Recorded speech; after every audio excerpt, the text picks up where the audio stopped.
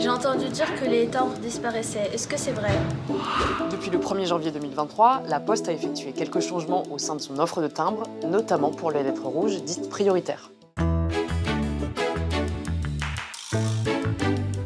Annoncée en juillet 2022, la suppression de la lettre rouge pour les envois prioritaires est désormais effective.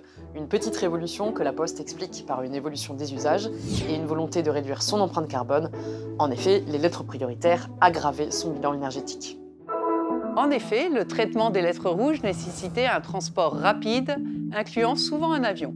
De plus, son utilisation était en constante diminution. Pour exemple, en 2010, on comptait, par an et par ménage, l'envoi de 45 lettres prioritaires, contre seulement 5 en 2021.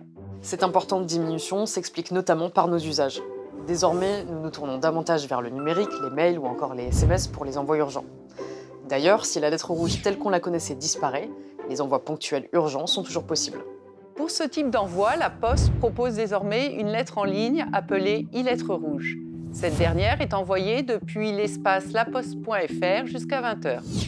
Elle est imprimée par la Poste à proximité du destinataire et distribuée le lendemain sous enveloppe.